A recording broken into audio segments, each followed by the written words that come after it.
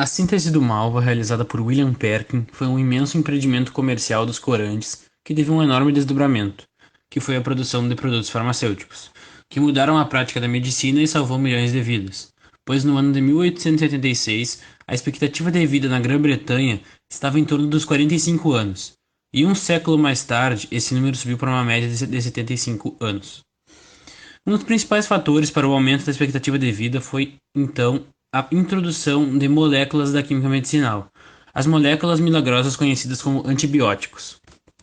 Todas as sociedades humanas desenvolveram remédios tradicionais característicos que originaram compostos úteis ou foram modificados produzindo remédios modernos.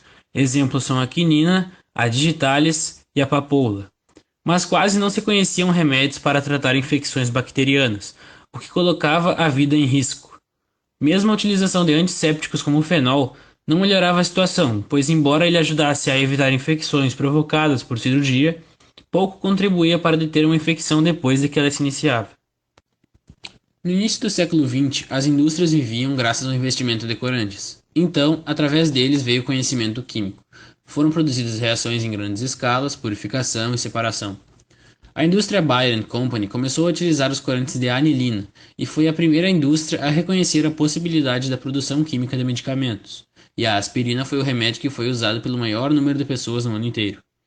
Ácido salicílico é uma molécula obtida da salicina, que é obtida originalmente da casca de árvore do salgueiro, que possui propriedades analgésicas e curativas.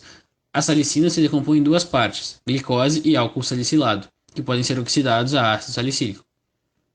Essas moléculas são semelhantes à estrutura do hidrogenol, eugenol e zingerona. A salicina atua como pesticida natural para proteger o salgueiro, e o ácido salicílico também pode ser produzido a partir das flores da rainha dos pratos. A parte ativa do ácido salicílico, a salicina, baixa a febre, alivia a dor e atua como anti-inflamatório, porém é irritante para o estômago. Hoffmann, um químico que trabalhava para a companhia Bayer, resolveu investigar as propriedades do ácido salicílico, pois seu pai tinha artrite reumatoide. Ele afirma que queria diminuir as propriedades coesivas do ácido salicílico. Então ele deu a seu pai o ácido acetilsalicílico, o AAS, ou aspirina, como é conhecido. No AAS, o grupo acetil substitui o H do grupo fenólico. A aspirina começou a ser comercializada em 1899. As fontes naturais que o salicílico era produzido deixaram de ser suficientes para atender essa demanda. Então foi introduzido um novo método sintético em que a molécula de fenol era usada como matéria-prima. Como as vendas da aspirina aumentaram muito, a companhia Bayer teve que comprar todo o fenol que conseguiu. Tudo isso aconteceu durante a Primeira Guerra Mundial. Os países que abasteceram a Bayer com o fenol tiveram que reduzir sua capacidade de fabricar o ácido pícrico, que é o trinitrofenol, um explosivo que também era preparado com essa matéria-prima. Especula-se que a produção da aspirina tenha reduzido a disponibilidade do ácido pícrico para as munições e apressado o desenvolvimento de explosivos baseados em TNT. Paul Ehrlich era um médico de personalidade muito excêntrica. Ele recebeu o Prêmio Nobel de Medicina em 1908. Mesmo não tendo nenhuma formação em química experimental ou bacteriologia aplicada, ele observou que diferentes corantes manchavam alguns tecidos e alguns micro-organismos, e outros não. Então ele concluiu que um corante tóxico poderia matar o tecido que absorvia, sem causar danos aos tecidos que não foram manchados. Assim, era de se esperar que um micro-organismo infectante fosse eliminado enquanto o hospedeiro não sofresse nenhum dano. Essa teoria ficou conhecida como bala mágica. Então, em 1909, Ehrlich iniciou uma pesquisa em busca da bala mágica para combater a sífilis. Após testar 605 produtos diferentes, encontrou um composto eficaz e seguro que ficou conhecido como o número 606, um composto aromático contendo arsênico.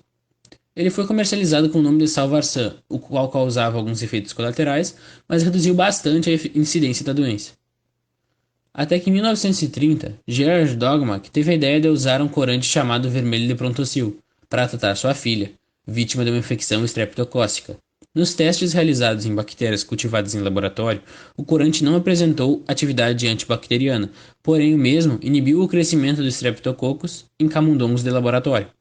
Após um tempo, pesquisadores chegaram à conclusão de que a ação de corar não era propriedade do vermelho de Prontocil, que inibia o crescimento bacteriano, mas sim a decomposição da molécula do corante no corpo humano, a qual produz sulfanilamida, e ela é a que apresenta o efeito antibiótico. A eficácia desses compostos contra infecções está ligada ao tamanho e à fórmula da molécula da sulfanilamida, que impedem que as bactérias produzam ácido fólico, um nutriente essencial. Em 1877, Louis Pasteur foi o primeiro a demonstrar que se podia usar um micro-organismo para matar outro. Mais tarde, Joseph Lister investigou as propriedades dos mofos. Em 1928, Alexander Fleming descobriu que um fungo da família Penicillium havia contaminado culturas das bactérias e estafilococos que estudava. Ele comprovou, através de seus experimentos, que algum composto produzido pelo mofo era responsável pelo efeito antibiótico sobre as bactérias. O primeiro teste clínico foi feito em 1941. A penicilina provou-se ativa contra a série de bactérias e não tinha efeitos colaterais severos. Nessa época, a estrutura química da penicilina ainda não era conhecida, sendo impossível fabricá-la sinteticamente, então continuava necessário extraí-la de fungos. Em 1946, a estrutura do antibiótico foi determinada, e só em 1957 conseguiu-se sintetizar. A estrutura da penicilina é extremamente inusitada porque contém um anel de 4 membros, o anel beta-lactâmico. Não sendo muito comum na natureza, esse anel causa uma instabilidade nas ligações, e é essa instabilidade que explica a atividade antibiótica das moléculas da penicilina. Na presença de uma enzima na parede celular da bactéria, o anel beta-lactâmico da molécula da penicilina se abre, acilando um grupo OH da enzima, desativando a enzima e impedindo as bactérias de crescer. As células animais não têm parede celular, então não somos afetados por essa reação. Diversas outras moléculas de penicilina foram isoladas a partir de fungos, e outras foram sintetizadas quimicamente. As modificações estruturais no mesmo sentido da molécula podem ser muito variáveis, mas o anel beta-lactâmico está sempre presente. A partir da década de 1930, ocorreu a diminuição de taxas de mortalidade por doenças infecciosas devido à utilização dos antibióticos.